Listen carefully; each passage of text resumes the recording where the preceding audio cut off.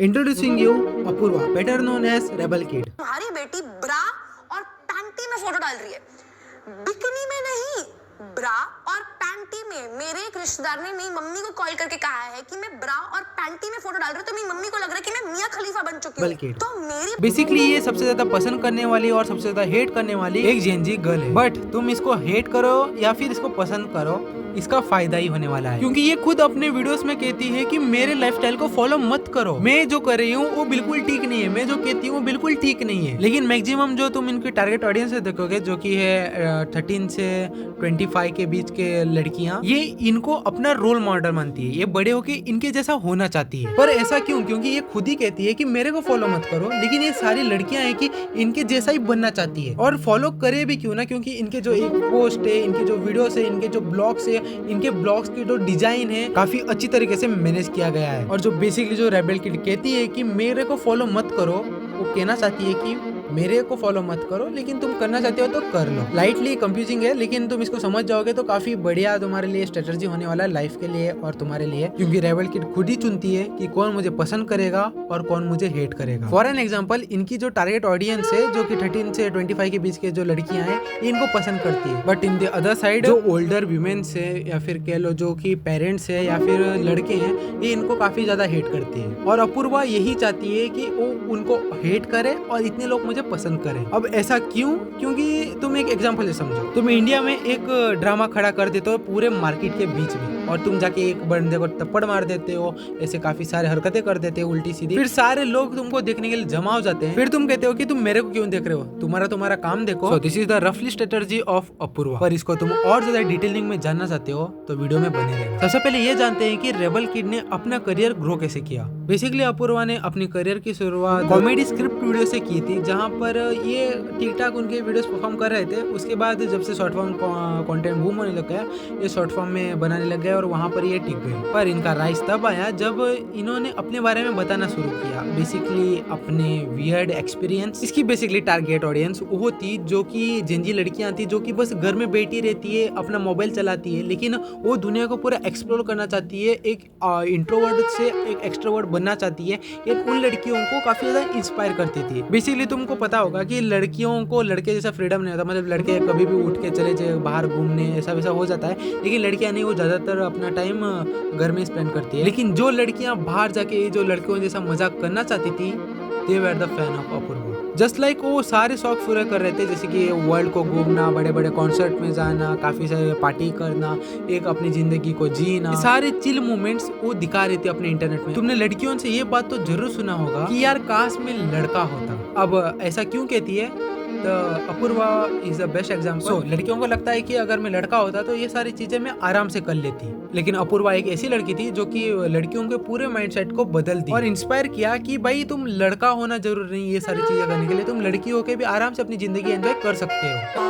ये सब हो रहा है दुनिया में। Is this what people meant by traveling teaches you so much? I am learning so much. So I'm having a lot of fun in Thailand. And मुझे story डालनी है, ठीक है, अब ये स्ट्रिप क्लब्स की और whatever, because I'm a cool girl. मैं पूरी दुनिया पर बाकी लड़के जानते हैं कि लड़का होना क्या होता है। So back to video. तुमने ये तो जान लिया कि अपूर्वा को पसंद करने वाले लोग क्यों उसको पसंद करते हैं। तुम अब ये भी जान लो कि उसको हेट करने वाले लोग क्यों हेट करते हैं। और तुम ये चीज कान खोल के सुन लेना कि वो अपूर्वा अपने फैन से ज्यादा अपने हेटर्स के ऊपर ज्यादा ध्यान देती है, क्योंकि haters are the pillar of Apoorva. Basically Apoorva को पसंद करने वाली जेनजी लड़कियां 18 से 25 के बीच में, उसके बाद के जो लड़कियां या फिर जो लड़के हैं, मैक्सिमम चांसेस है कि वो अपूर्वा के हेटर्स ही हैं। अब ऐसा क्यों? क्योंकि वही सारी बातें आ जाती है कि ये हमारे संस्कृति के ऑपोजिट है, ये लड़कियां पार्टी करना, 6 डेट्स में जाना, और जो ऐसा वो लाइफस्टाइल जो दिखाती है वो काफी ज्यादा कंट्रोवर्शियल है, जैसे कि ड्रिंक्स करना, एक लड़की के लिए बाहर जाना। तुमको जानते ही होगे, ऐसा न्यूट्रल गाय तुम जाके पहली बार अपूर्वा के कंटेंट देखोगे,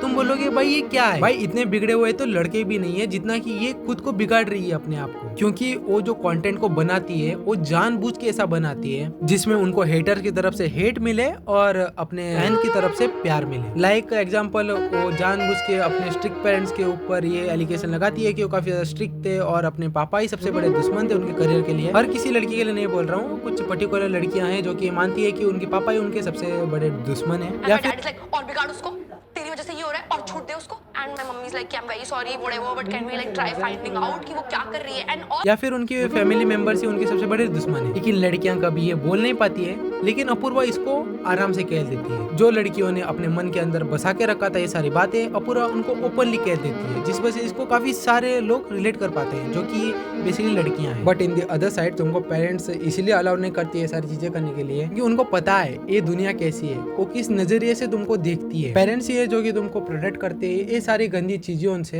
आजकल की सोसाइटी तुम जानते हो कि क्या चल रहा है, यहाँ पर शादीशुदा औरत ही यहाँ पर ठीक से रह नहीं पाती है, शादीशुदा आदमी ठीक से रह नहीं पाता है, और तुम ऐसे में सोच रहे हो कि ये सारी दुनिया हमारे लिए सेफ है। तो बेसिकली पेरेंट्स यही सारी चीजें थिंक करते हैं। सो इस माइंडसेट को जो भी रखते हैं वो है अपूर्वा के हेटर्स। सो इस वीडियो के सबसे इंटरेस्टिंग और लास्ट पार्ट के बढ़ने से पहले मैं एक चीज कहना चाहता हूँ कि इंस्टा में जिन्होंने फॉलो नहीं किया है फॉलो कर लेना, क्योंकि हमारा नया इंस्टा अकाउंट बन चुका है। हाँ, पुराना वाला चला गया, उसको छोड़ो, उन सारी बातों को छोड़ो, जल्दी से इसमें 1K करवा दो और तुम्हारे लिए जल्दी काफी बड़ा गिव अवे आने वाला है, तो फॉलो कर लेना, कभी भी गिव अवे आ सकता है। Let's move to the video interesting part and सबसे ज्यादा कंट्रोवर्शियल पार्ट, ध्यान से सुनना। तो क्या तुमको लगता है अपूर्वा जैसी लाइफस्टाइल जीना आज की जनरेशन में पॉसिबल है? हाँ, पॉसिबल तो है, बट नॉट फॉर एवरीबॉडी। क्योंकि यार रेबल किड जो पैसा कमाती है, या फिर जो उनका बिजनेस है, या फिर तुम कह लो उसका जो खाने पीने का जो भी पैसा है, वो इन सारी चीजों को दिखा के ही चलता है। तुमको क्या लगता है ये जो सारे पोस्ट है, जो रील है, ये जो